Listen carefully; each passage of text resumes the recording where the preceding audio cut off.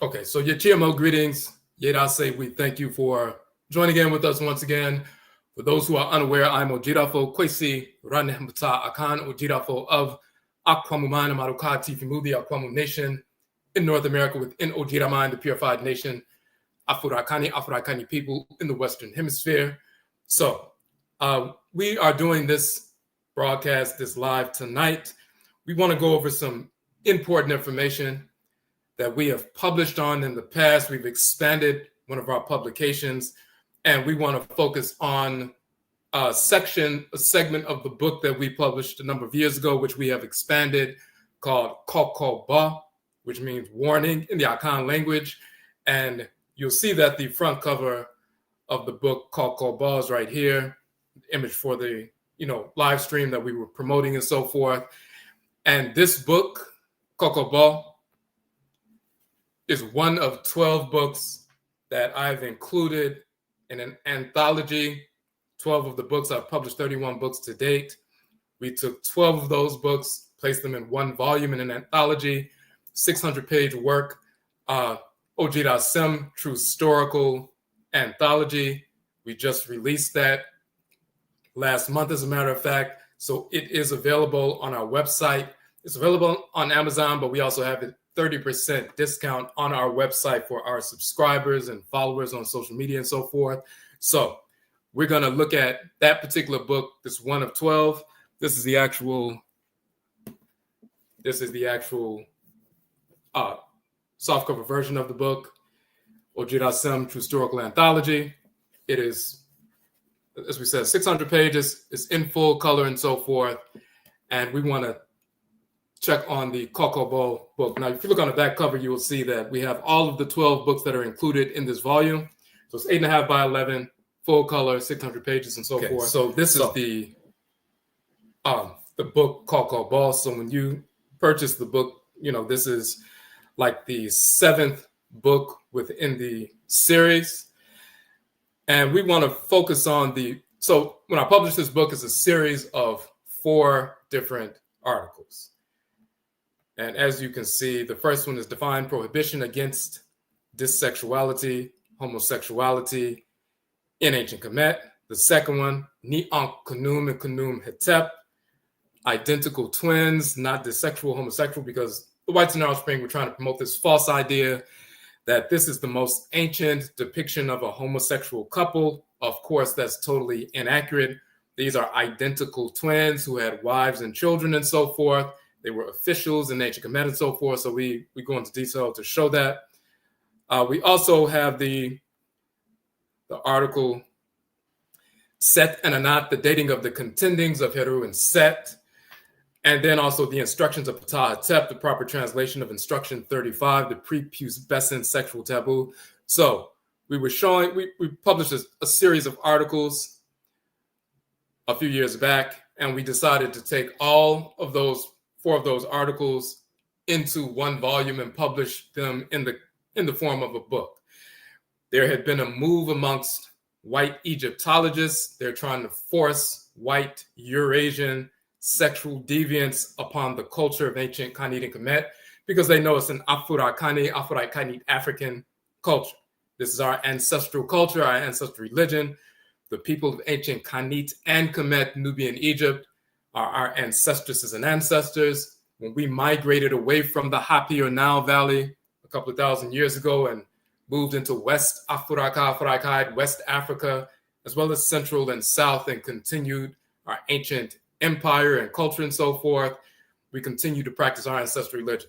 And then some of us were taken hundreds of years later from West and Central and parts of South Afuraitkaitnit, South Africa, West Africa, Central Africa, and so forth, into North America during the enslavement era. And this is how we ended up in the Western Hemisphere. This is also how the ancient ancestral culture and religious practice migrated from East to West, Central, and South, all the way to the Western Hemisphere. So when we practice the Hoodoo tradition in North America, which is Akan ancestral religion in North America, or the Voodoo tradition in North America, which is Ewe, or the Juju tradition in North America, which is Yoruba, or the Wanga tradition in North America, which is Ovambo, or the Gullah and Geechee tradition, which is Gola and Kisi traditions in North America and so forth, the Ngangan tradition, which is Fang. We have various, the Grigri tradition, which is Mindi and so forth. We've maintained our ancestral religious practices, and that includes our ancestral religious values, and that includes our moral foundation. So everything we engage in dealing with ancestral religious practice and culture, it is rooted in divine order. Ancestral religious practice is the ritual incorporation of divine law and the ritual restoration of divine balance. That is the essence of the definition of Afurakani, Afuraitkaitnit, meaning African ancestral religion. No matter what form it takes, no matter where we exist in the world, fundamentally, it is the ritual incorporation of divine law and the ritual restoration of divine balance. That means through ritual, we incorporate those things, objects, deeds, and entities we need to incorporate in order to align our thoughts, intentions, and actions with divine order.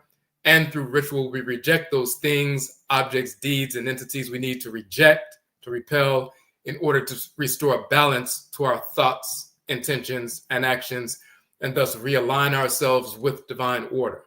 So the ritual incorporation of divine law and the ritual restoration of divine balance, these are the expansive and contractive poles of ancestral religion. And that includes every aspect of our behavior, the way we function in the world, just like plant life, animal life, and mineral life. They have specific forms, they have specific functions they have to execute in creation. We have specific forms as Afurakani, Afuraitkaitnit people, African Black people. Some of us have a fiery disposition. We're children of fiery divinities. Some of us have a watery or cool disposition. We're children of water divinities. Some of us have an earthy disposition. We're children of earth divinities. Some of us atmospheric divinities and so forth. We have those temperaments that reflect fire, water, earth, air, and different gradients in between. We have a specific function, specific form to execute in the great divine body. Our order in creation within our communities, within our physical bodies, within our spirit bodies, within our clans and so forth, reflect the divine order of creation. That includes the way we engage sexual activity, which is what we call procreative activity. That is a divine function, of course. Through procreative activity, we bring an ancestral spirit back into the world. Through copulation with our spouse, we bring one of our great ancestresses or ancestors back into the world. So that's a sacred divine process. We do not pollute that process with Eurocentric or Eurasian forms of sexual deviance. That includes what we call dissexuality or homosexuality. We use the term dissexuality because it's more proper and fitting as a definition. If you have disorder, that means order is not present because dis means not. You have dissexuality, that means sexuality in the true sense is not present. It is a perversion of what sexuality actually is. It is non-Black individuals, the whites and their offspring, who promoted the false idea that sexual deviance is natural and normal. That is their culture because they are the culture of disorder. That is not our culture. So let's look into the text to prove that.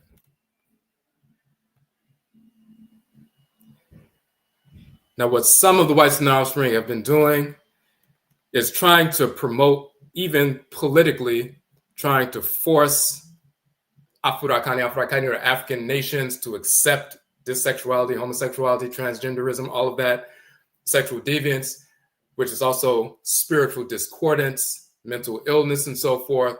They want to force that on the population to disrupt the population. And if they don't comply, they will cut off funding to these nations. And some nations are saying, okay, we'll cut off the funding then because we don't care. That's not part of our culture. It never has been and never will be, and it's not part of us as Afurakani, Afuraitkaitnit people. We are not a self-destructive, spiritually discordant, sexually deviant people.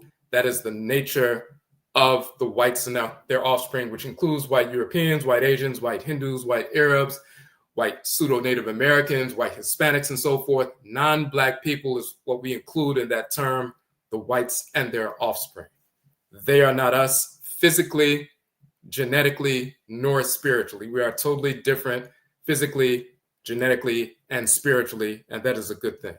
So, but what they have done is try to force that into our culture. And when we say it's not part of our culture, they have put forth this false narrative that in ancient, quote unquote, African culture, we didn't have a prohibition against that. It only came with Europeans and Christianity and Islam and Puritanism. And before that, gender fluidity was part of ancient African culture, which is a 100% fraud. That's a lie. And to prove that, and that was a way for them to try to force, sexual deviance on our culture. And so they use their, anthropologists and linguists and so forth to put forth this false narrative and pseudo scholarship. And some of our people even began to accept that nonsense. We use the same approach with regard to scholarship to actually disprove everything they've said. So they tried to prove the most ancient expression or, teaching of acceptance of homosexuality. They tried to use the ancient texts of ancient Kamit. The most ancient religious compositions yet unearthed in the world are the Meru texts, the so-called pyramid texts. And then the following coffin texts of ancient Kamit, Egypt, the texts of papyri and so forth reflect the same values and cosmology you find in the ancient Meru or pyramid texts. So they tried to use our ancient texts, mistranslate them to try to say we were embracing dissexuality, homosexuality. We show the actual text with the actual translations to prove that we were totally against it from the beginning. And we start off with the divine prohibition against dissexuality, homosexuality, and Kamit. That's why we have that as the first article. So this is a section of what is called the Runu Pert Imheru, chapter 125. So it's a specific segment of the Runu Pert Imheru, Book of Coming Forth by Day, misnomer, the quote unquote Egyptian Book of the Dead. But it's not the Book of the Dead. The reason why they called it the Book of the Dead, the Whites and Offspring started calling it that because they found these papyri inside the tombs of people who were buried, of course. They found these rolls of papyri in the form of texts. So they started saying, oh, these are the books of the dead. And they were found in tombs, but we didn't call them that. We called it the Ru Nu Pert Imheru, coming forth by day. Now, they also found these same texts are not only found in, papyri, but also, in coffins and so forth, painted or inscribed in coffins, also in the tombs of ancient Kemet along the walls. And when you visit Kemet, like when you go into the tomb of Seti or go into the tomb of Ramesu the second or third or, sixth and so forth, the more popular ones that are open and so forth, as well as in the papyri that are found in the Egyptian Museum in Cairo and so forth, you will find, for example, on the tomb walls, you will see the various chapters of the Runu Pert Imheru, the Book of Coming Forth by Day and so forth, the Book of Gates or the Shat Duat or Shat Sabao and so forth. They're on the walls in the tombs, they're in the coffins, they're also on papyri, but also the original texts go all the way back to the Meru, the pyramids and so forth. So this is one of them. This is a portion of a text, chapter 125, and you see a number of deities sitting here. This section is called often the 42 enunciations of Ma'at. Sometimes people say the 42 laws of Ma'at or the 42 declarations of innocence. In reality, it's 42 deities. And you see them seated here. And these texts were read or chanted. So when the spirit transitions and the spirit separates from the body and we inter the body and so forth, the body is mummified and buried, sacred prayers are, put forward.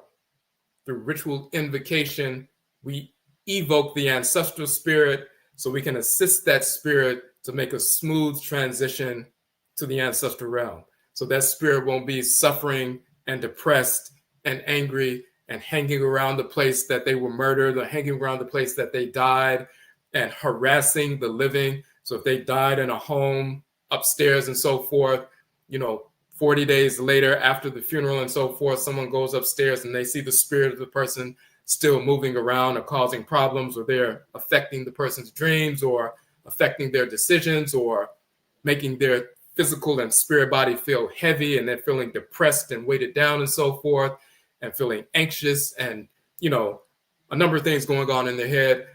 We don't want these earthbound spirits who are depressed, angry, upset, misguided, full of anxiety hanging around. We have ritual practices to assist them to make a smooth transition so they can dwell with the pristine community of our ancestresses and ancestors for the next couple of hundred years until it's time for them to reincarnate. So part of that process is evoking the ancestral spirit, but also invoking the forces in nature that govern specific aspects of creation to assist that spirit to align his or her spirit with the forces in nature, the embodiments of divine order, so they can realign themselves, recalibrate, quote unquote, detox, ground themselves, become acclimated to this new condition as an ancestral spirit in the spirit realm. You're no longer going to be living amongst your family. You have a new condition now. Your spirit is separated from the body. You are now in the ancestral realm. Sometimes you periodically will go to your grandchildren, great-grandchildren, when they pour libation for you or engage in ritual prayer in your spirit, you'll go and connect with them, and you'll connect with them in dreams, or when they're doing a ritual, if they're meditating or they're pouring libation or they're engaged in ritual song or ritual drumming, spirit possession takes place. You may visit them at that particular time, but most of your time you're going to spend in the ancestral realm. Just like most of the time for us, we're focused in the physical realm. Every now and then we'll leave the physical realm spiritually through meditation, through ritual song, ritual dance, ritual chant, ritual movement, and we'll connect, our spirits with the ancestral spirits and commune with them. But then we spend most of our time focused on what's happening physically in the physical world. In the Akan tradition, there's a proverb saying that if you want to know what the ancestral realm is like, consider the dream state. Because when you dream, your body is laying still in a dark place, no sound, no movement, no light, but your spirit is having a number of different experiences. When you transition, your body is buried and so forth in the grave, no movement, no sound, no light, but your spirit is having, experiences. So we would take a text like this, read the text, ritual prayer. These are ritual prayers, ritual chants.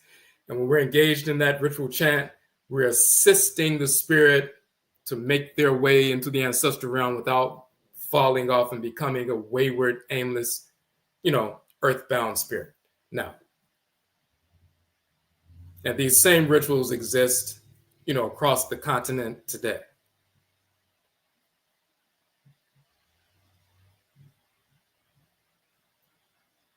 Now, as you see here, we say chapter 125, plate 31. This particular papyrus is the papyrus of an individual named Ani or Anui, who transitioned, was found in his, tomb and so forth. Now, we say now this is critical, in order to live in harmony and perpetuity after death in the ancestral realm, as well as during life in the physical realm, the Afurakani, Afuraitkaitnit African Black individual must ritually invoke the 42 Ntoru, which is the ancient Kamit term for gods and goddesses, spirit forces that animate creation, the spiritual forces that animate the sun, moon, earth mother, oceans, rivers, streams, mountains, planets, black substance of space, the spiritual energy that animates, the physical creation, the embodiments of divine order. We must align with these specific 42 who are judges of Ma'ah and Ma'at, a divine law and balance. So there are 42 divinities. Let me scroll back up so you can see that image.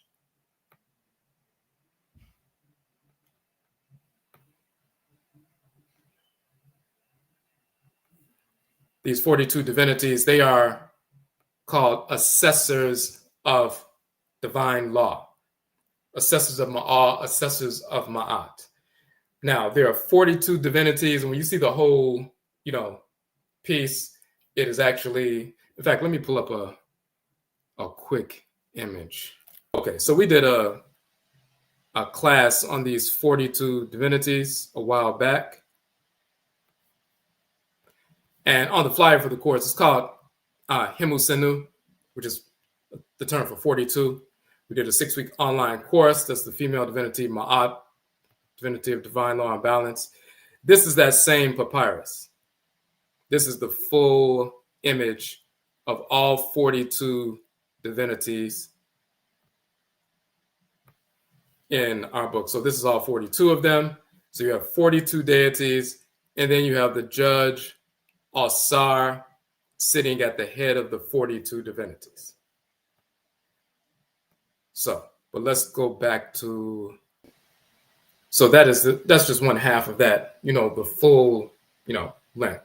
So 42 divinities that regulate order, plus the 43rd divinity is Asar, the judge, in the dual hall of Ma'at. Now, one thing that we point out in the class, none of the Egyptologists understood why there were 42 plus the judge, which makes 43. They did understand that ancient Kamit was divided up into 42 sepatu, so-called nomes, which is administrative divisions similar to the United States' 50 states. Well, in Kamit, there were 42 administrative divisions. Each one had a sacred, shrine and a divinity governing that region of the country and so forth. But there were 42 quote unquote states. When ancient Kamit is called a sepat, plural sepatu. And then they had the capital, which, is 43. Just like the United States, you have 50 states. And then the capital is Washington, D.C., which is D.C. is the District of Columbia. It's not a state. It's the capital of the country. Just like you have Illinois, the capital is Springfield. Every state has its capital. Well, the capital of the entire country is the District of Columbia. They didn't want to have one state that was also, the capital for the country because it would put too much, bias towards that state. So they have one capital that's representative of the capital of the country federally. So in ancient Kamit, it was the same thing. And it was patterned, United States government was patterned after ancient Kamit. So 42 states, the 43rd is the capital. You have 42 divinities that govern each one of those administrative divisions of the state because the country itself is considered a sacred body. It's part of the earth mother and so forth. The country is divided up into 42 sections plus the 43rd. And if you look at your body, you have 43 pairs of nerves. And those 43 pairs of nerves, when the signals are sent from the brain through the nervous system and so forth, those 43 pairs of nerves are carrying messages back and forth from the organs, glands, systems to the brain and back. So those 43 pairs of nerves regulate order in your entire body. Without those 43 pairs of nerves, your body is not functioning properly. The 43 pairs of nerves, the nervous system, so to speak, of the land of Kamit, those 43 regions are governed by certain divinities, and there were shrines in each one of the 43 divisions, 42 states plus the capital, shrines of certain divinities for each state. And when you look at each state, you'll see the chief male and female divinity of each state and so forth, what their sacred colors and rituals are and so forth. So the entire country is a sacred body. There's spiritual energy moving throughout the land of the entire country. Then each region carries the energy of different forces in creation, just like your body. You have a number of different organs. Each one carries a different energetic force and is a shrine for different divinities. So when we go before these 42 divinities, we're going before the 42 forces in creation that regulate order in creation. They're the assessors of Ma'at because they regulate the expression of order, which is divine law. So when you go before these 43, it's no different than making sure your 43 pairs of nerves are pure so they can constantly communicate the right messages, signals from the brain to all the organs and systems so your entire body works harmoniously. So there's a ritual invocation to each one of these 42 divinities. You ritually invoke the divinity through ritual prayer, once you invoke the name of the divinity and bring that spirit forward, that spirit searches out your spirit body to make sure you're in alignment with that aspect of creation.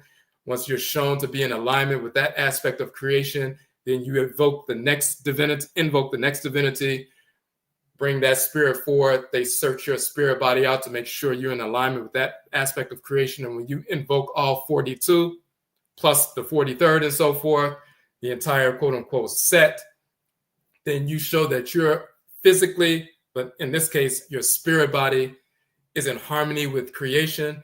And now that you have a purified spirit body and it's proven that you have a purified spirit body, then you can move into the realm of the ancestresses and ancestors where your great grandmothers and grandfathers are dwelling and communing, and live with them in a peaceful, harmonious existence as an ancestor or ancestress until it's time for you to reincarnate through one of your descendants into your clan. So, and it's no different if you had a family reunion and there are, 40 people in a home and there's a family reunion and so forth, and then one of the family members who was known to be addicted to drugs and so forth was trying to come and enter into the space, and they're known for stealing and fighting and, destroying things and so forth, they'll get stopped at the door. You're not allowed to come into this space with the rest of us unless you clean yourself up. But if you don't, you're not coming over here. You're just going to be out here aimless and wandering until you clean yourself up.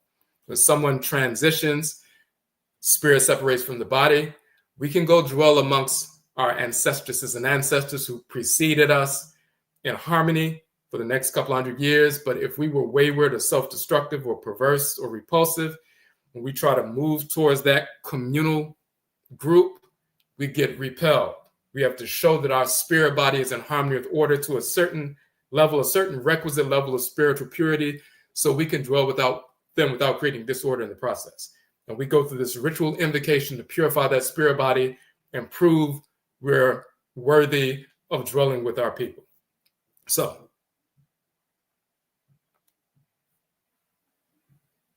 now that's all directly relevant to this piece because there's one particular invocation that's important. So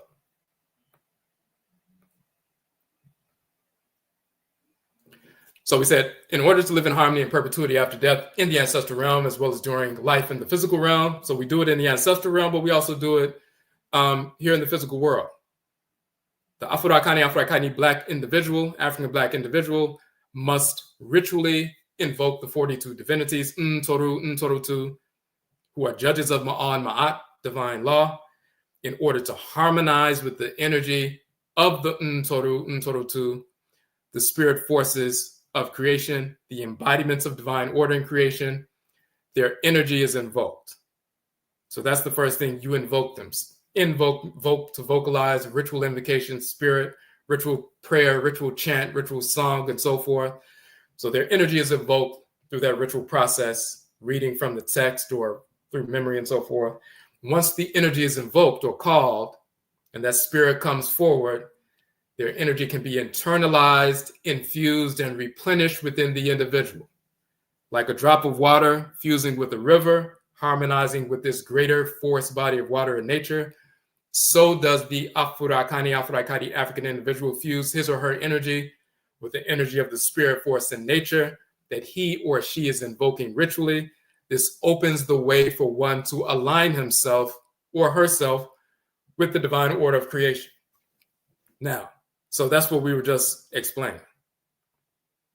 So, same thing happens in Akan tradition. We're invoking Awusi, the Abosom deity Awusi, or the deity Benna, or the deity Ajua, and so forth. In Yoruba, they invoke the Orisha Oshun, or Orisha Obatala, or Orisha Ogun, and so forth.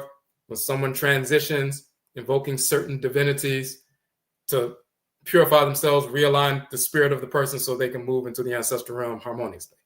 Now, we say in the process of accepting, receiving the infusion of energy, divinely ordered energy of the divinities, the individual must reject perversity, disordered energy, which can manifest as a result of disordered thoughts, intentions, and/or actions. The individual thus invokes, which means accepts, the energy of the forces and nature of divine order, and rejects, repels disorder. So that is critical. So we said ancestral religion is the ritual incorporation of divine law and the ritual restoration of divine balance. Expansion and contraction. When you breathe in, you expand your lungs, you take in oxygen, you take in air and so forth. You need that oxygen to purify your blood and vitalize you and so forth. But you're also taking in some bacteria, you're taking in some toxins, you're taking in things that don't, belong in your body, but you have an immune system, and your immune system will isolate those impurities, destroy them, and repel them from the body. So you'll breathe in and you'll take in the oxygen and the energy that you need. That's inhalation, that's expansion. But then you also have rejection, repulsion. You breathe out. You breathe in oxygen, you breathe out, carbon dioxide. When you consume food, you take in food, that's expansion. You're breathing in, you're accepting, you're receiving. You take the nutrients, vitamins and minerals and everything you need from the food. But then you also, that's consumption, but then you also engage in elimination through your, excretory system. So through the small intestine and large intestine and so forth, you repel the waste. You consume the food, that's expansion. You eliminate the waste, that's contraction. Expansion and contraction are the dynamics of life. You receive the energy of the forces in nature. You align yourself with that. That's acceptance, receiving, and then you reject or you repel or repulse disordered, perverse energy. And that's what's happening in this text.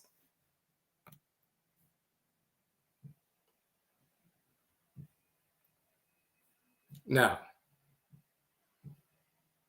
you go before each divinity and you invoke them, and here's how that goes.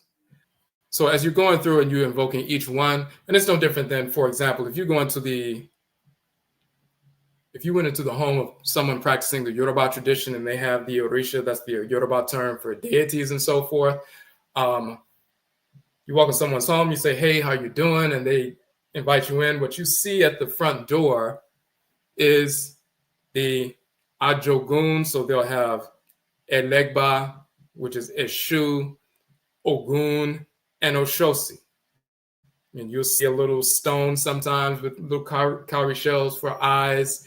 You'll see a little iron pot with some iron spikes sometimes and so forth. You may even see a little metal piece that looks like it has a bow and arrow or a rooster and so forth. You see these are shrines for these three warrior divinities, Eshu, Ogun, and Oshosi. They're right at the front door. And they'll say, "Salute the spirit that dwells in these shrines." So right at the front door, the first thing you do is remove your shoes and you will, salute the spirit that's dwelling in these physical shrines. Then you go into the person's home. They may have their Ojubo or their ancestral shrine for their Egungun and so forth, their ancestresses and ancestors. You will salute that. If they have a shrine for an Orisha, you will salute that as well. And then you sit down and talk with the person and visit and everything else. You come into the home of an Akan person like myself, who practices Akan ancestral religion in North America. Akan ancestral religion of Ghana and Ivory Coast is the Hoodoo tradition. You come in the home, you remove your shoes and so forth. You see the Nkomre, the Nsama Nkomre, the ancestral shrine, and you salute that. You see the Abosom Komre, the shrine for the deities. The Abosom is the term for deities, goddesses, and gods in the Akan tradition. You salute these divinities as well. And then you sit down and communicate and watch television or do whatever you would normally do. It's no different than if you had, someone's great-grandparents sitting in the room and you came in to visit. You don't just sit down and start talking to your friend. You salute with respect the elders and eldresses who are in the room first, and then you go about your business.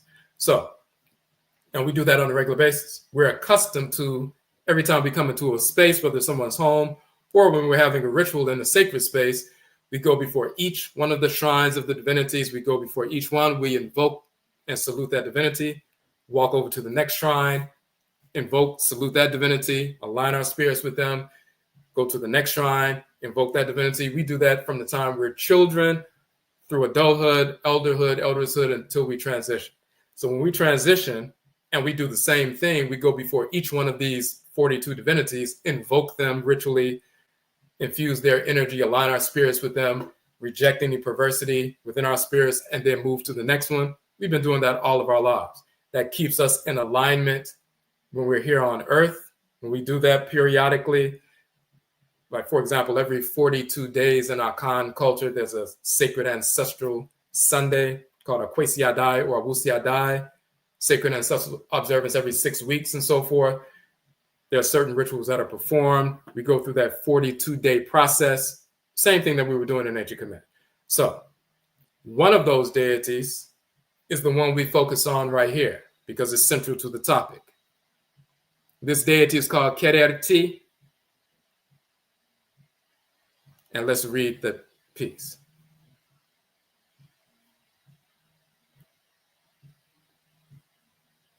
This is part of the text. And this is the particular one right here that we just, zoomed out on it, pulled it out of the text because that's the specific one we wanted to read. Actually, this one here in the middle. And we just pulled this one out so you can see it more clearly. So we can read from it is that one. But what does that one say? This is the actual text as shown, and we just laid it out. It says, A kererti per amintet an nuk nuk. It says hail or A kererti. So I'm evoking A is like saying hey, hey or hail kererti. And you see the person here with his arm out. And that's the term for A. It's like calling somebody saying hey.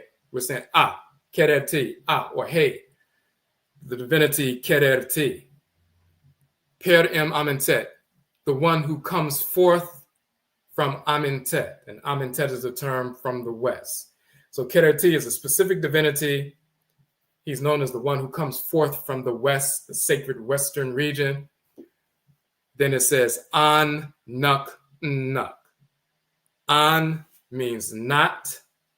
And you see the two arms with the two hands like this, meaning not, no, not, And even in English, that was maintained. So the term non or none always means not. Even like you say undo something, it's no longer going to be done. Un or non or no or noon and so forth.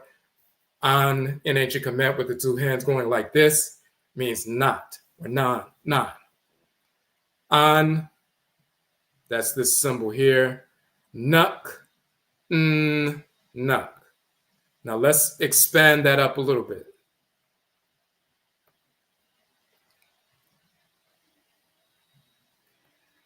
As you can see, ka, the wavy water line, is the in, the symbol for in. Up, down, up, down, up, down is the wavy water line and so forth, rippling water. If you cut that into the up, down, and up, and you cut the rest off, you just have one line going up, one line going down, one line going up. That's the n sound. And that is, of course, where the letter N in English comes from. The Whites and Offspring never created an alphabet. They stole the alphabet from ancient Kamit and Kemet. So this is the full representation for the N sound. If you cut off most of it, just the first part of it is the uppercase N in English. But that's the N. And this little bowl with the lip at the end is the K sound. So that's ka. So it's nuk, nuk. And the determinative symbol is an erect phallus. So that means copulation in English. Also, of course, penetration. So nuk means to copulate or to penetrate and so forth.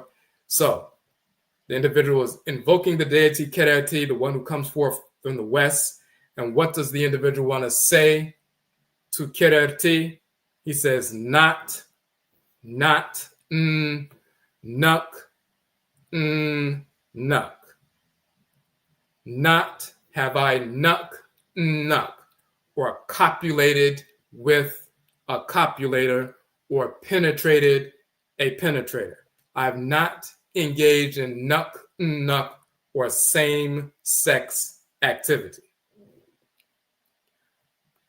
You cannot pass through these different divinities, forces in nature. You can't pass the test and go before the judge, Alsar, then be accepted in the ancestral realm unless you can show the divinity Kererti, who governs a specific aspect of creation, the sacred caverns and so forth. You must be able to show that I have not penetrated a penetrator or engaged in same-sex, quote unquote, or dissexuality, homosexuality, haven't engaged in that kind of activity. If I had engaged in that kind of activity, that will disqualify me from divine order, and therefore I will not be accepted in the pristine community of the Ancestresses and Ancestors. I've disqualified myself, and now I am repulsed. No different than if I...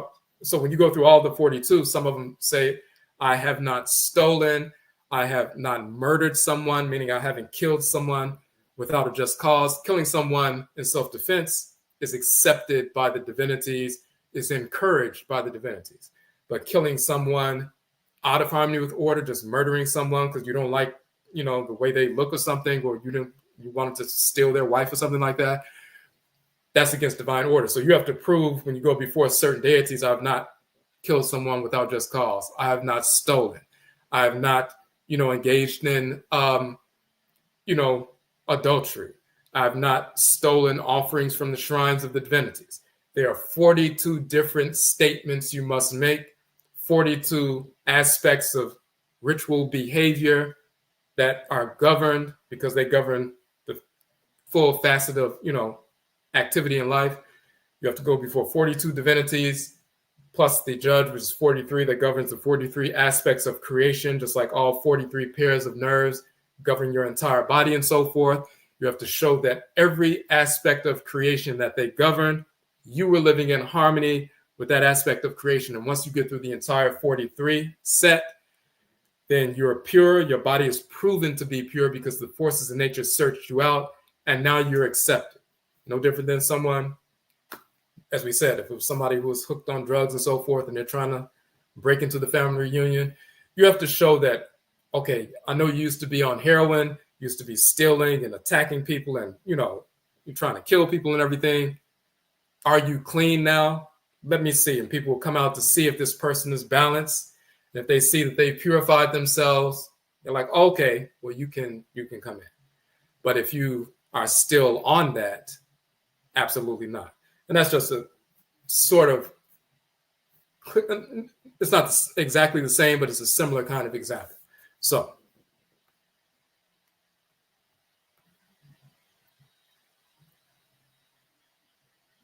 now let's go a little bit further. So this, as we said, is something that we do every single day. We invoke these divinities on a regular basis from the time we're children, through adulthood and so forth. We even go a little bit further because Egyptologists, this is something they don't understand. So Kerti or Kererti, the two caverns in the first cataract out of which the Nile was believed to rise.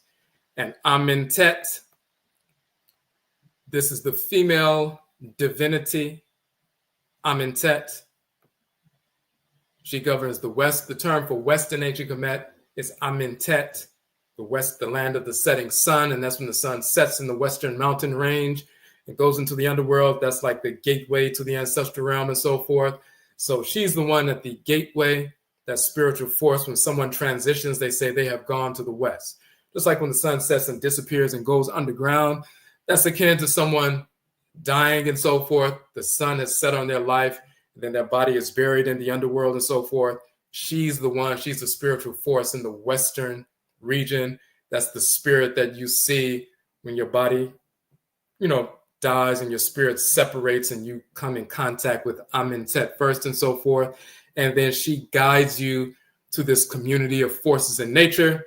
And then you go before each one and you show that your spirit body is pure. Each one, each divinity, male and female and so forth, until each one sanctions and purifies and proves that you're pure, then you're accepted.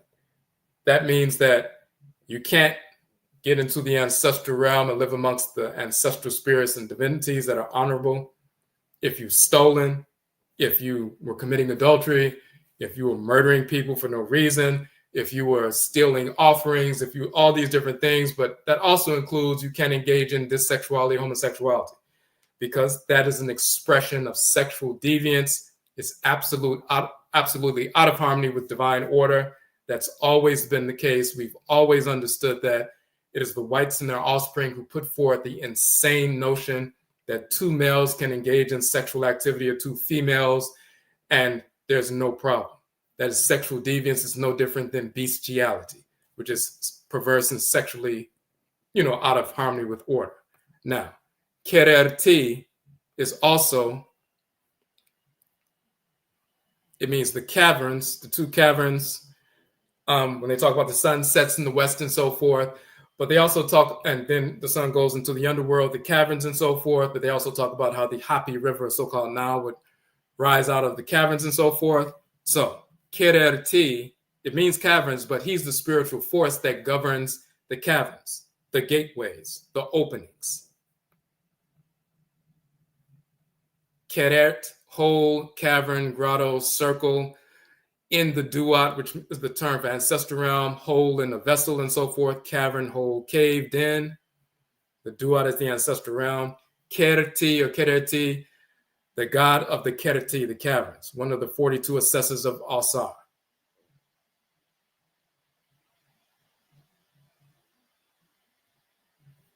Now,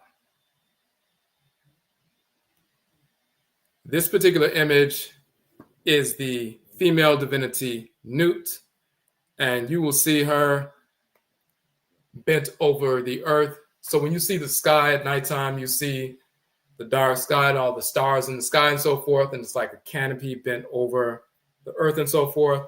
They'll show that as the female divinity Nut. She's the spiritual force that is permeating the atmosphere that surrounds the planet Earth. So the atmosphere itself is a feminine force that we call Nut.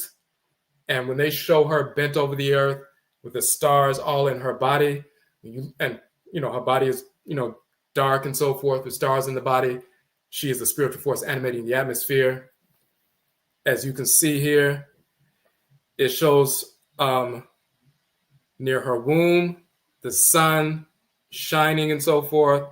And then by her face, you see the solar disk as well. So what they're showing here is that in the morning, her womb is in the east, and she gives birth to the sun. So when the sun comes out from the underworld and so forth, that's like a baby being born, and they say Nut has given birth to the sun, and she births the sun.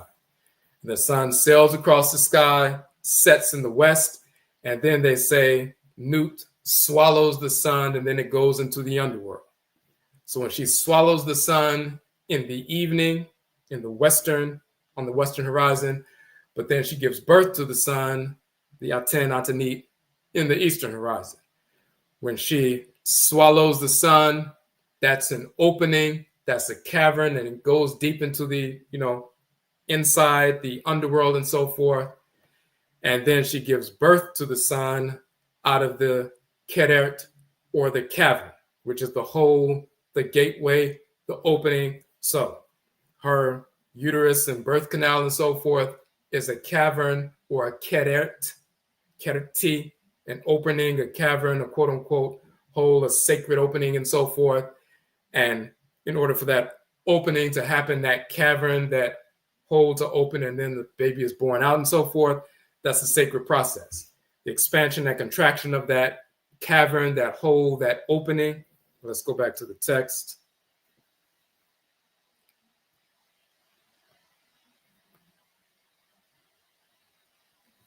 that Keret, that whole cavern, grotto, circle in the duat, hole in the vessel, and so forth. And also the 2 caverns that the Nile came forth from, and so forth. That those sacred openings from which, the baby is born, but the caverns in general are governed by the deity Kererti, and Kerert literally means cavern. So the only way you can violate the divinity called Kererti is when you operate out of harmony with the aspect of creation that he governs. He governs the caverns, the openings, the orifices, the sacred openings from which procreative energy and power manifests. The caverns of the body, that includes the vagina of the female, the urethra of the male, and so forth. Also the anus of the male and female. Also the ears, are caverns. They are gateways to the inner ear and your vestibular system where you balance yourself. Your mouth is an orifice. Your 2 nostrils are orifices. They are openings. So you have these different openings that get into the internal aspect of your body. On earth, there are different openings that are governed by Keret. The different openings or holes or caverns are Keret, and he's the one that governs what goes in and out of the caverns. If you violate what goes in and out of the caverns, you're violating the divinity that governs the caverns, which is Keret. You violate the Keret, the cavern, you're violating Kereti, the deity that governs the caverns. If you go on the wrong orifice or the wrong cavern or the wrong opening or the wrong hole, you're engaged in disordered behavior. This is cosmologically and proof, even linguistically and cosmologically, why we can prove that we've never accepted dissexuality, homosexuality. Of course, a male trying to penetrate another male is insane. You're destroying the, anus of the male and so forth. That's insane behavior. That's mental illness, pure stupidity. And the same thing when 2 women are trying to force themselves on one another. That's mental illness. That's insanity. So, but we have a cosmological foundation. Even the name of the divinity that governs specifically that sacred ritual invocation, even the name of the divinity proves why he governs that part of creation. That's something that no Egyptologist understands because they don't practice ancestral religion. We worship the same deities in Akan culture and Yoruba and Vodun that we worship in ancient Kamit and Kamit in Egypt and Nubia. Same divinities with the same names, with the same functions in creation. So we know exactly who they are. When the whites and offspring go to Kamit and look at temples and tombs and shrines and so forth and papyri and take pictures, that's just artwork to them. When we go before these images and reliefs, these are shrines of the spirit forces in nature that still possess our people through spirit possession, who communicate with us when we pour libation and engage in divination and cast shells and do readings for people and so forth. We're still in communication with them, including the deity Kererti. But to show you and prove that thousands of years ago, our people already had a divine prohibition against dissexuality. Every single person who transitioned, that ritual invocation, the Brunu Pert Imheru, we had to go through that process. Every single person, male or female, who transitions goes through the process of invoking these 42 divinities, the same ones they invoked when they were on earth throughout the course of their lives, from childhood to adulthood. Had to do the same thing one more time after transition. If you couldn't pass the test for each one, then you're proven to be having been living out of harmony with divine order, which means if you engaged in dissexuality, homosexuality, that self-destructive practice, that proves that you are out of harmony with divine order. This is a divine prohibition. Not not have I engaged in same sex or penetrator to penetrator, copulator with a copulator, and so forth. So that was the first portion of that one. The Whites and Offspring also tried to put forth the foolish idea that Ni Ankh Khnum and Khnum Hetep, they tried to say that this is evidence of, they said this is the earliest historical evidence of homosexuality in the world. And they said the people in ancient Kemet were embracing of that. And this is why we wrote this very short article, to prove, of course, that's idiotic. We've never engaged in that. So, Ni Ankunum and Kunum Hetep were identical twins. You look at the word for twins in Kamit.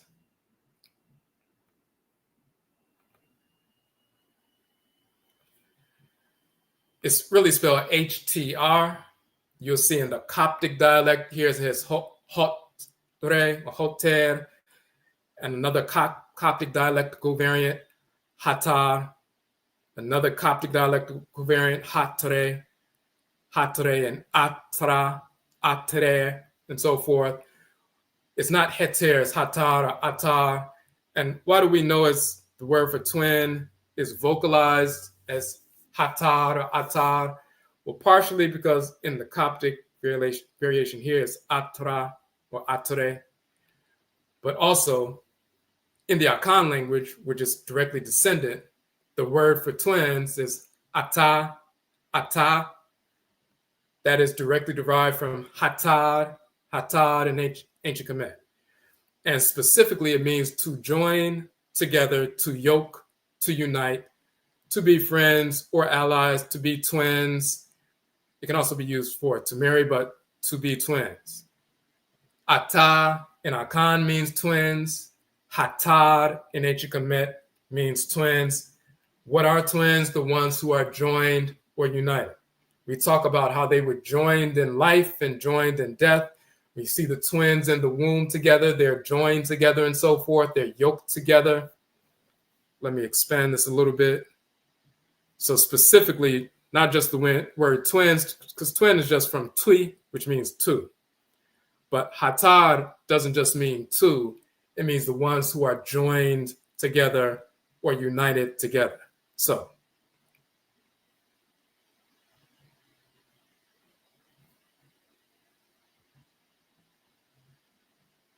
let me get back down. So, specifically,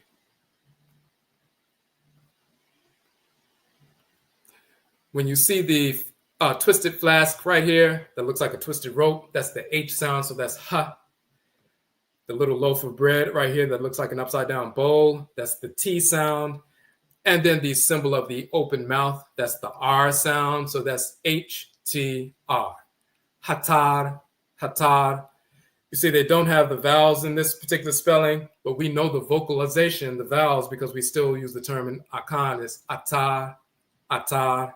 In the late period dialect of the Kameti language, Coptic, they will put the vowels in here. This is an A right here, so it's hat tare, and ah tare, also atar, and so forth. So we know the vocalization. But the determinative symbol are the two people holding hands. They were holding hands or uniting together, hugged up together in the womb for 9 months. And then when they came out, they were still holding each other. And they would see twins as two halves of a whole. There are Ntafo in Akan, there are Ibeji in Yoruba and so forth. But you see them united or yoked together.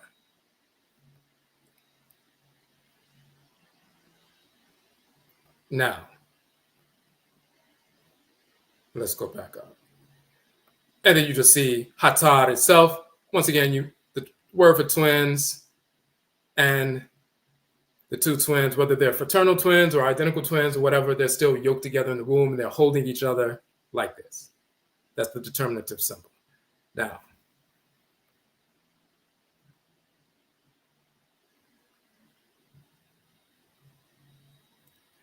the names of these two twins are Ni'ank Kunum and Kunum Hetep.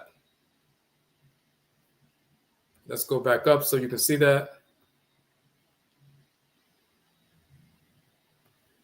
Ni'ank Kunum, Kunum Hetep. Of course, they're holding up each other just like they did as twin brothers when they were in the womb. So when they died,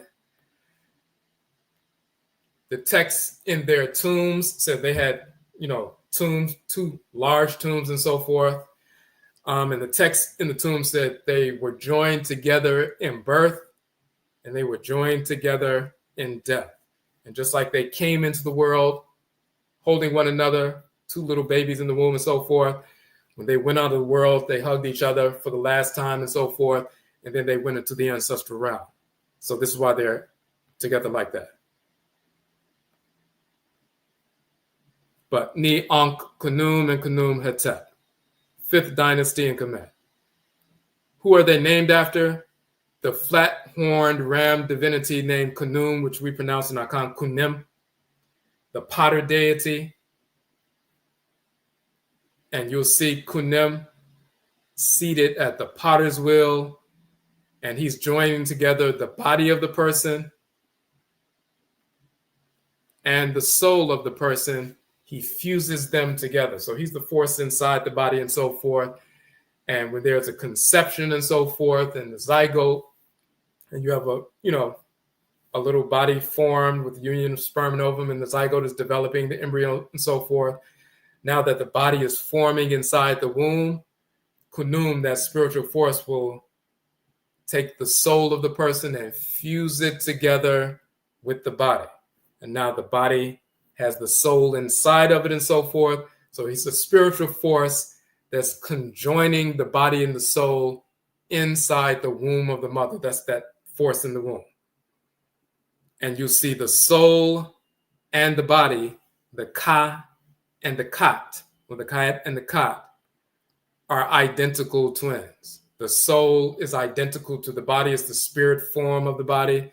So Khunem is known as a patron deity of twins because he fuses together the twin spirit force, the soul, the Ka, with the body, and they are identical.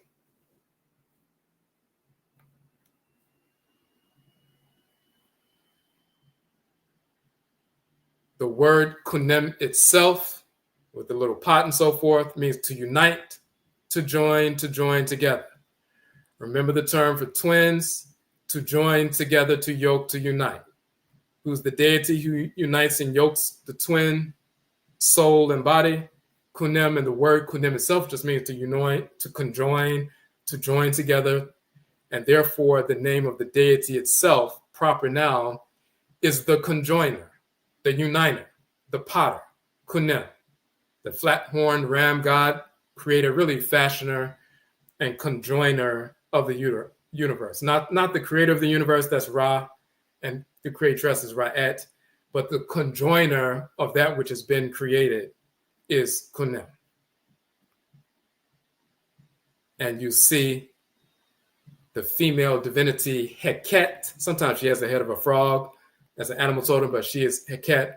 Once they are joined together, he is her husband, she's his wife. Once they're conjoined, she takes the Ankh and places the Ankh at the nose region to enliven them, to give them the quote-unquote breath of life. Ankh means life. So they work together. He fuses them together, and then she enlivens them. So, but Ni Ankh Khnum and Khnum Hetep are twins. They are children of the twin deity. So, not only are they twins, and of course, in their tombs, they show their wives, these twins, their wives, and they show images of their wives and images of their children.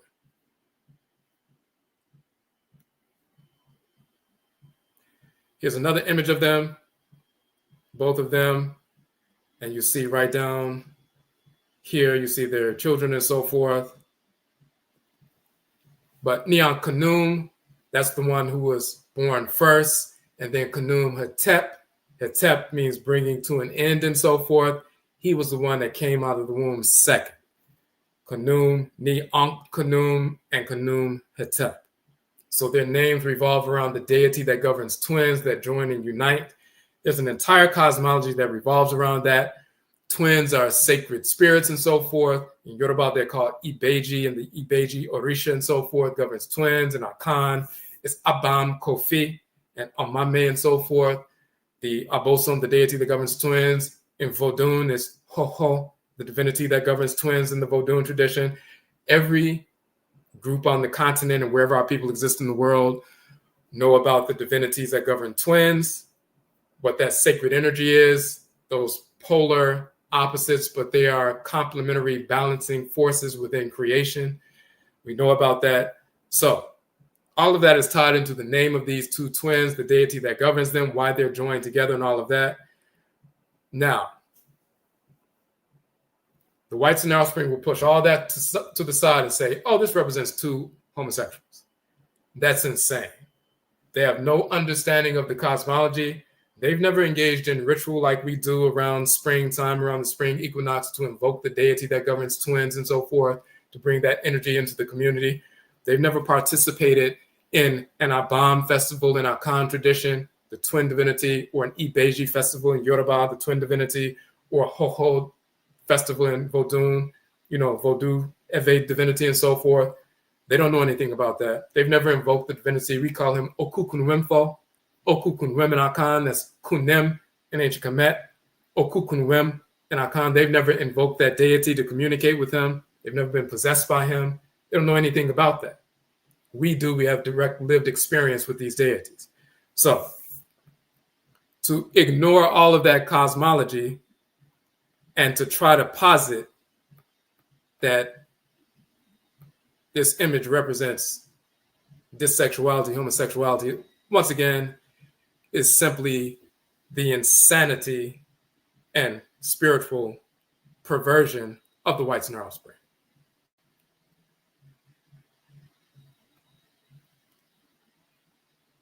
And this is why we wrote the article, because not only, of course, they're deliberately trying to misinform people, but some of our people will read the articles and books written by the whites and their offspring and assume that they're authorities on our ancestral culture. You can't be an authority on the deities of ancient Kamit and Kamit unless you can communicate with them and be possessed by them. And our people have been doing that in hoodoo and juju and voodoo and wanga and gola and kisi and traditions for hundreds of years in America, and of course, prior to that, thousands of years on the continent. The next article, Set and Anat, the dating of the contendings of Heru and Set. We wrote this article. We're not going to go through the whole thing because it's very lengthy, but just one thing to point out.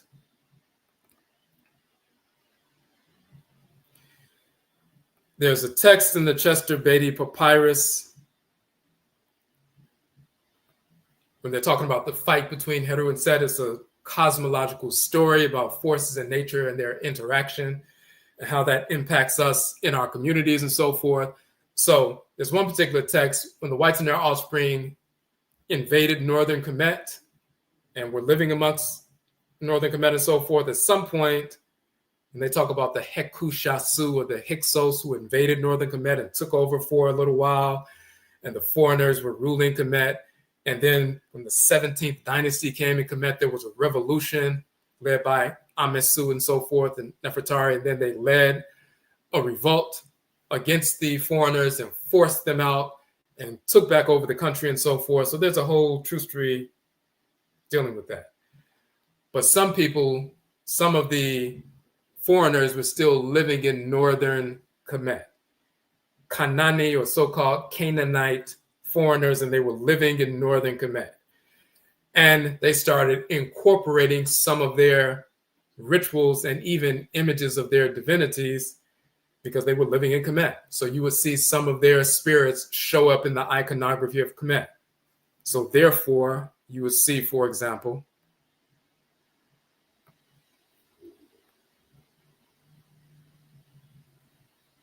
you see Set in ancient Kamit. He was called Baal in the Levant and so forth. This is one representation of him with the sacred, same kind of headdress we wore in ancient Kamit. By the time the Eurasians took over, they started corrupting his image. He looks like a Kameti divinity with a sacred hedge crown. By the time the whites and their offspring get a hold of him, now he's looking like them. They start making him look like them.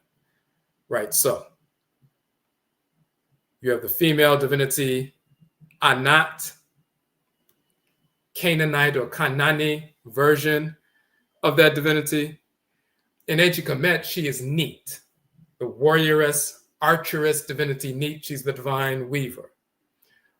In Kanani culture, she becomes Anat. So the way they talk about her is in their own expression and so forth. The original people who migrated north of Kamit into the so-called Levant in so-called Kanana, misnomer Canaan, now it's Palestine and Israel. Originally, those were black people who migrated and continued the culture. When the Eurasians invaded, they corrupted the culture, and they started calling themselves Canaanites and so forth. And then you start seeing this mixed population, and then you start seeing Europeans, Eurasians in control, and so forth. But the original people were our people. We just migrated north and reestablished ourselves, just like some of our people migrated from Mississippi to Chicago and reestablished ourselves in the north. So Neat became Anat in the Levant, in the regions of Palestine and Israel and Canaan and so forth, Kanana. But then when the whites and offspring took over, they started corrupting the cosmology of the divinities. They started corrupting the stories. So what's important about that is this particular text. It talks about the union of the deity Set and Anat, and they were husband and wife and so forth. And they tell this whole story about Set and Anat being husband and wife, and then Set seeing a goddess near the riverbank called the seed goddess, and he really was drawn to the seed goddess, and then he went and he forced himself on the seed goddess, and then she became impregnated and so forth, and they tell this whole story. It's actually a corruption. Now, in ancient Kemet, Set is married to the goddess Neat. So Set and Neat is the original couple. It becomes Set and Anat in the Levant, in Canaan and so forth. And then they have the story about the rape of the seed goddess, which is actually a corruption because we don't have these rape stories in our culture. That comes from Eurasians. So they inserted a rape, story in the document. But originally, you don't have Set raping the seed goddess. That didn't happen.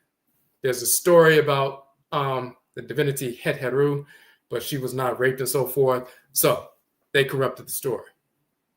What ended up happening with the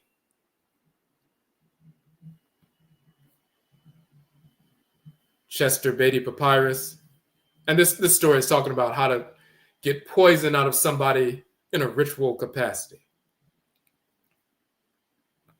So we won't go through the whole thing. We talk about the seed goddess. We show, how it also showed up in the Hurrian culture and so forth. And they talk about El Kunirsha and so forth and Asher Tum, and they reprise that story. But it's a Hittite myth, and they're talking about the rape of a divinity and so forth. That's when the Eurasians start corrupting the story. But let me just show this right here. Let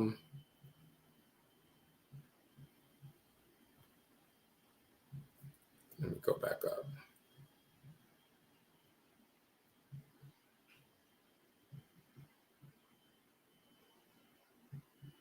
In the original, in the Chester Beatty Papyrus, by that time, the Canaanites or Kanani and so forth were already in northern Kemet. They had already started corrupting the cosmology.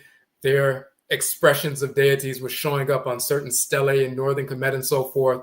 And even the telling of stories on certain papyri, their influence was there. So instead of Neat being in the story the way it would normally be, they would stick Anat in there. Instead of, Set in certain stories, they would say Baal and so forth. So their influence was already there. And in that particular papyrus, they talked about a story of Set sodomizing Heru. In reality, that was never part of the original story. That original story was Set trying to go after the seed goddess. The Eurasians took the seed goddess out the story, stuck Heru in there, and said Set forced himself on Heru. And there's a timestamp within the papyrus to show the foreign influence. So the whites and offspring tried to use that papyrus to say that, see, Set was sodomizing Heru, so that means if the deities are sodomizing each other, homosexuality must have been accepted in ancient Kemet. We prove with the actual text, we show the original story with Set married to the female goddess Anat, he sees the female divinity, the sea goddess by the river, and he forces himself on her and so forth. And then we show the timestamp of how they took that story out. They kicked the sea goddess to the side, put Heru, the son of Alsar, and Set in that position, and then they tried to say that Set sodomized Heru. That's when the whites in their offspring began to corrupt the culture. They also corrupted it in this fashion, which we already showed, but let's just show it again.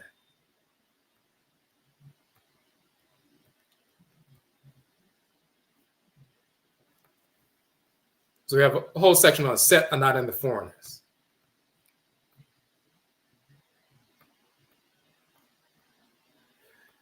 Once again, so you see, this looks like the crown of Alsar. For thousands of years, this is the way Baal was depicted. Let me expand that a little bit.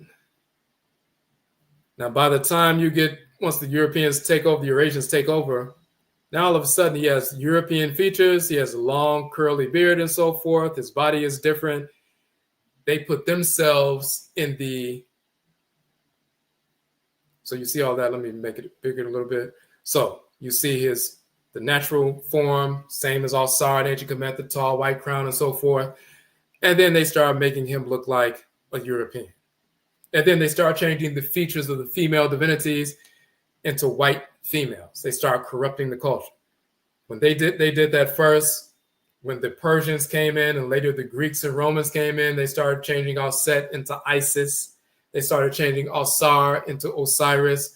They started making them white and so forth, started corrupting the whole piece. So this is what they did. They corrupted the imagery, but also the cosmology itself. So we go into great detail to show that. This, by the way, is the goddess Neets and so forth that we're talking about. There's a particular instruction of Ptah Hetep. It is a prepubescent sexual taboo. So it's talking about the taboo in our culture, meaning taboo is echiwadie. It means a divine prohibition. That means it is hated by the divinity. Now, we need to show that. Very important.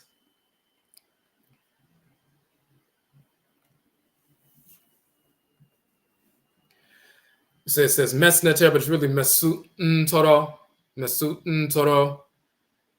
And it says this divinity, this deity, loves hearing or listening.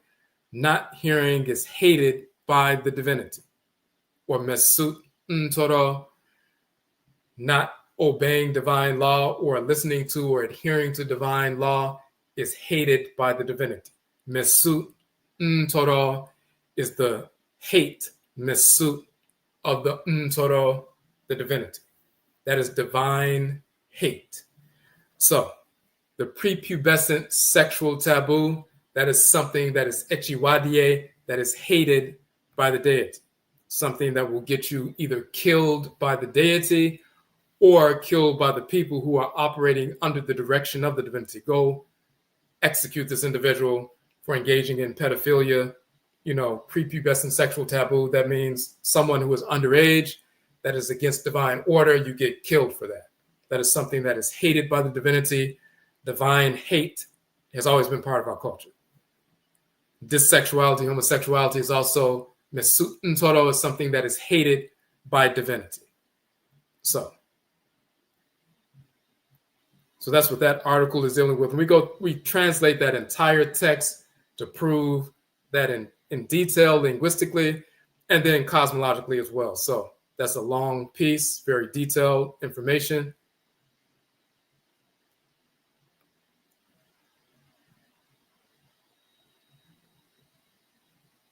Okay. So those are the 4 articles in that particular book. And once again, when you see on the back of our book, you'll see all 12 books that are included in the 600-page volume. And of course, you see, this is the Kokobo book right here. But we have Afuraitkaitnit, the origin of the term Africa. We go into detail showing that Afurad is the title of the creator, Afurait is the title of the creatress. Ka means land, Kayet means land, feminine. So Afuraka is the land of the creator, Afuraitkaitnit is the land of the creatress, and so forth. We have the Kukutuntun, where we're showing that Jesus and Muhammad and Moses and Abraham, Isaac, Ishmael, Allah, Yahweh, Buddha, Brahman, all fictional characters who never existed of any form or of any race whatsoever. We show how those characters were manufactured.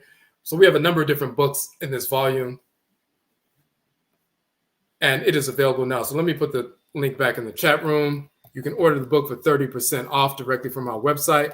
That's what I wanted to share tonight. I just wanted to go over that divine prohibition, because of course, this is something that is, in the mainstream white culture, they're trying to normalize sexual deviance. That is their ill culture, their way of life. It has never been ours. They are the whites and their offspring are sexually deviant by nature, so they always engage in that. Our people have never engaged in that because it's self-destructive. Just like pedophilia or bestiality is not part of our culture. That's all expressions of sexual deviance, spiritual discordance, mental illness, and so forth. So we had to show the ancient text to prove that, because they've been trying to, by sleight of hand, try to make people believe that in ancient times we believed in that and we accepted it, but now it's not. It's only a recent thing that we began to reject it. Now, I want to look in the chat room, make sure there weren't any questions. Okay, the Kemetic or Kemeti perspective on marriage. So it's a balance of male and female, of course. We only marry people within the Afuraitkaitnit, meaning African Black ethnic group. Going outside of that is spiritual discordance or disorder and so forth. We also marry people within our proper age range, as we just said, no pedophilia and so forth. But even when people are grown, trying to marry someone 20 years younger than you, you're engaged in a imbalanced situation and so forth. So we understand certain life cycles, phases of life, and it's balanced to be with someone in that same, life cycle and so forth. But we have a book called Oberima Afurakani Manhood and Obaatain Afuraitkaitnit Womanhood, where we talk about that as well.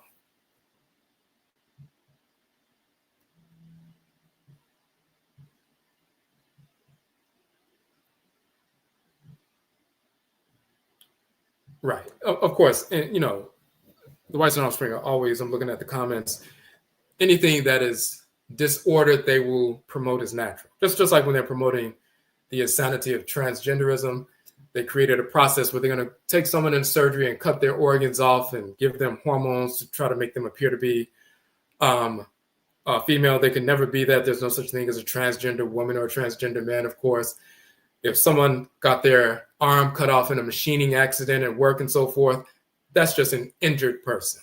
If someone goes into surgery and gets their genitals cut off and so forth, that's just a person, that's just a male with an injury. That's all it is. You can take as many, drugs as you want to. You're a male that swallowed some poison. That's just, but that's the schizophrenia of the whites and their offspring, which has nothing to do with us. We are totally different from them physically, spiritually, genetically, and so forth, and that is a good thing. And you'll see that we did a short video talking about what's in the book and so forth. So you see it there. And this 30% discount for our subscribers is, once you purchase here. And one thing, when you click here, so when you check that out and when you go to checkout, one of the options, you should be able to see it, is Afterpay.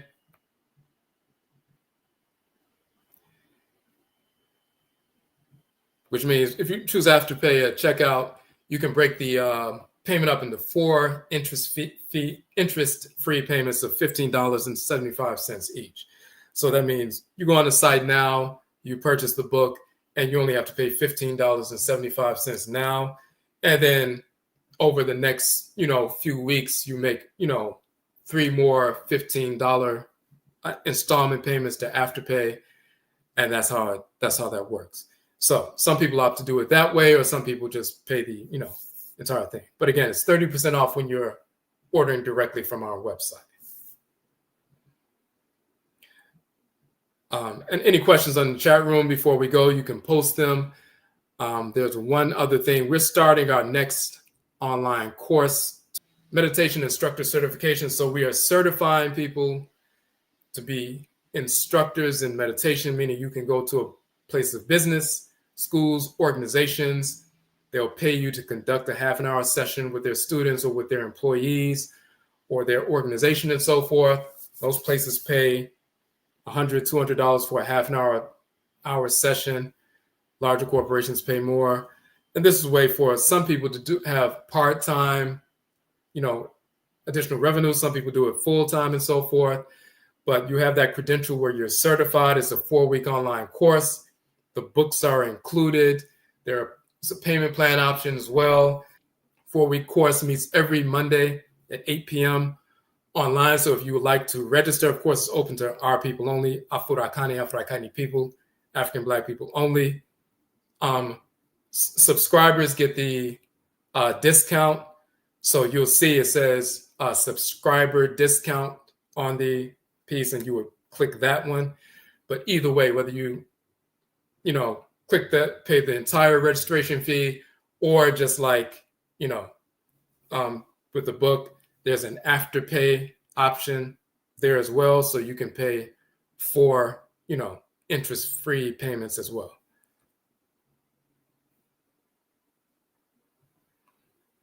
Okay, so the question in the chat room, Europeans want to promote perverse sexuality in schools. Is it for their agenda? Yes, they're trying to promote that in schools, trying to promote it in the media, in music, comedy, all over the continent of Afuraitkaitnit. It's a way to destabilize, just like it's no different than on every level. They will poison the food, genetically modified foods, poison the water supplies in our areas, poison the food supply, poison the air, of course. So it's it's become normalized for us to purchase bottled water. Of course, those of us growing up, back in the day, there was no such thing as purchasing water. It's normal to go to the faucet and get some water. But since they deliberately poison the water supply, now people are like, well, you have to get, bottled water because the water coming from these taps, it's a great deal of pollution in there. So they created a problem, and now you have to purchase water, which is insane. But it's become normalized. They poison the food. They're injecting cows and chickens with all kinds of hormones, and people are developing all kinds of cancers, degenerative diseases. They don't have to do that, but this is the nature of the white snarl spring. Why are they all over the world polluting the soil, polluting the air, injecting animals with, growth hormones and so forth, steroids, destroying the seeds of plants. So now plants are growing without seeds, seedless plants and so forth. And therefore the farmers, once the crop comes, to fruition and so forth and is harvested, then they have to go back every year and purchase more seeds from the owners instead of taking the seeds from the plants and replanting and keeping the cycle going. Plants don't have any seeds, the fruits don't have any seeds and so forth. So once you have the crop is harvested, you have to go back and purchase more seeds every year instead of it being a natural process.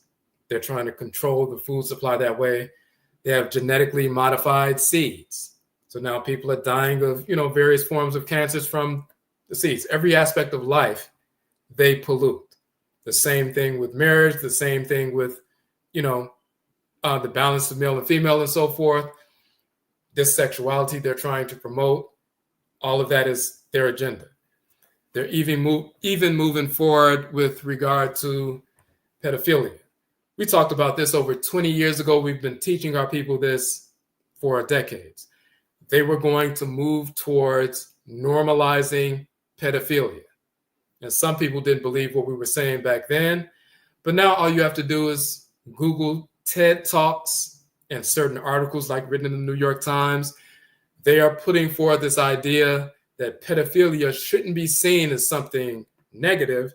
It should be seen and recategorized as a natural sexual orientation. And they're trying to rename it. They want to call it minor attracted persons. They don't want to call people pedophiles anymore. They want to call them MAPs, minor attracted persons. So they won't be criminalizing pedophilia. They want to call it a natural sexual orientation, no different than being a heterosexual male or female. This is what the Whites and Their Offspring are promoting. They've always been on that. We were telling people this 20 years ago, and now they're coming forward and trying to push that agenda. That's who they've been for thousands of years. So we are not them. They are not us. So we need to make a clear distinction about that. Sexual deviance is out of harmony with divine order. It's divinely hated. It's perverse. It's insane. And we've always understood that. We also have a component. If you refer someone to the course because they want to become certified as an instructor so they can engage in entrepreneurial activity, if you refer someone, once they pay the registration fee, then we will give you a referral fee of $100 because you referred them to our course. Of course, Black people only. So all of that is laid out on the page. You'll see the video that we have with regard to that, talking about the referral fee, receive $100 today and so forth, the course referral. We did a live stream on that, so you'll see that there, explaining everything about, what we're talking about. Okay, so once again, Yedase, we thank you all for tuning in, and please support the work, purchase the book. This is a groundbreaking book. The information in there is information that other people haven't had. We published these books in the past, but then we expanded upon them, so there are new versions of these 12 books in the volume. So check the book out. Once you order, it takes a couple of weeks for them to print and ship it out. But once again, 600 pages, 8.5 by 11, full color, and the information is critical. So, Yedase, we thank you all for tuning in, and Yebeshiabio, we will meet again.